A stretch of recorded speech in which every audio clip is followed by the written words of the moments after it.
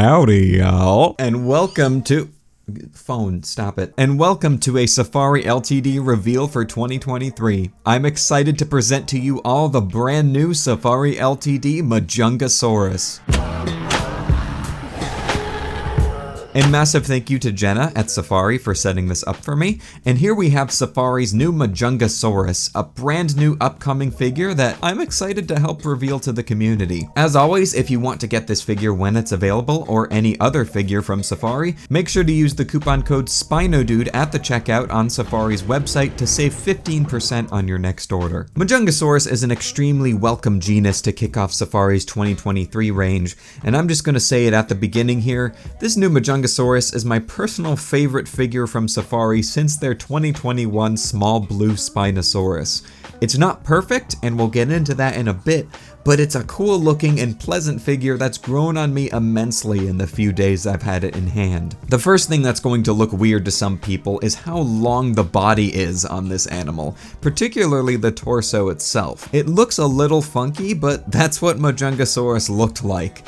If any of the OGs remember me calling Carnotaurus the speedy carnivorous horned sausage, honestly, sausage as a descriptive term is more appropriate for Majungasaurus in comparison. This animal was like the dachshund of the abelisaurs, with fairly short and stocky legs and a really long tubular torso. Honestly, I think the torso could even be a tiny bit longer on this figure and still be in line with the material from Majungasaurus we have.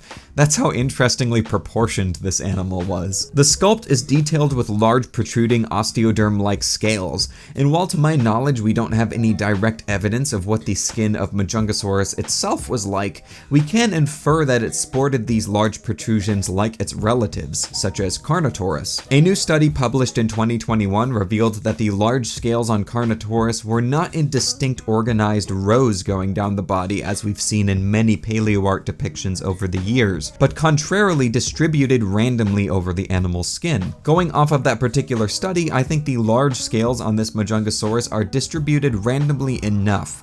There are some distinct rows of them, particularly on the neck and spine, but there was likely variation with this, especially between different genuses entirely, so I'm not going to hold anything against this model at all. I just thought it was an interesting talking point. Overall, I really enjoy the detail on this lovely warty boy. The tail on this one is nice and long and features a kind of odd downwards bend to the side, which I can only attribute to the sculptor balancing out the model because it is quite right side heavy, and since it can stand now thanks to the position of its tail, it's okay. The downwards bend about halfway down the tail is a little funky, but I honestly don't notice it from most angles in hand. The dorsal view, however, shows off some really nice shaping, especially at the base of the tail, where the sculpted cauda femoralis muscle is done quite nicely. Now let's have a look at those little baby vestigial arms on this little sausage dino. I'm so sorry you had to hear that. The vestigial arms are positioned correctly in a general resting position, but Majungasaurus's hands and fingers were fused and immobile and have evidence pointing towards a lack of claws on said fingertips. And here we see fairly mobile looking fingers tipped with black claws. This would be a fairly easy fix though if Safari just removed the black paint on the fingers, or it would make for a really easy repaint. And let's have a quick look at that head sculpt. Yep, that's a good looking Majungasaurus head. Not much to say here. The shape is really good. The iconic horn is in place above the eyes there.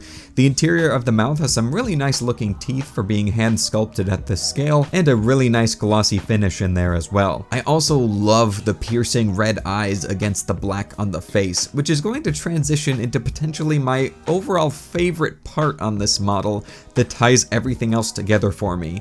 The color scheme. The colors here are very simple, black with red stripes and a white underbelly, but the palette is so nice and so refreshing for Safari's dinosaur range. There's not another dinosaur they've made in a long time, at least that I can think of, with these general colors and combination, and I think they work especially well on this abelisaur. I love the edgy vibes this dude gives off. Looks like he would sit in his car and blare Evanescence at like 3 AM, cursing the universe for his tiny arms.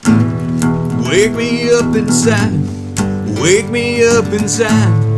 call my name and save me from these arms. In case you're wondering how big this model is, it's just about 10 inches long and about 4.5 inches tall. And for a quick comparison, here's our consistent Safari size comparison with Bernie the Gator and Safari Ltd's 2019 Carnotaurus. And I can say that this Majungasaurus is a vast improvement when compared with Safari's previous Abelisaurus model, sculpt-wise. Well, that's going to do it for this review, guys. A massive thank you to Jenna from Safari for setting this up for me once again. I genuinely really like this Majungasaurus. It's not perfect, but it looks pleasing, has great colors, and is a great genus choice to kick off their 2023 collection. This figure is not yet available, but once it is, make sure to use the coupon code SpinoDude at the checkout on Safari's website to save 15% on your next order. Let me know what you guys think of this brand new Majungasaurus down below, and I'll catch you all in my next video. So take care, and bye-bye.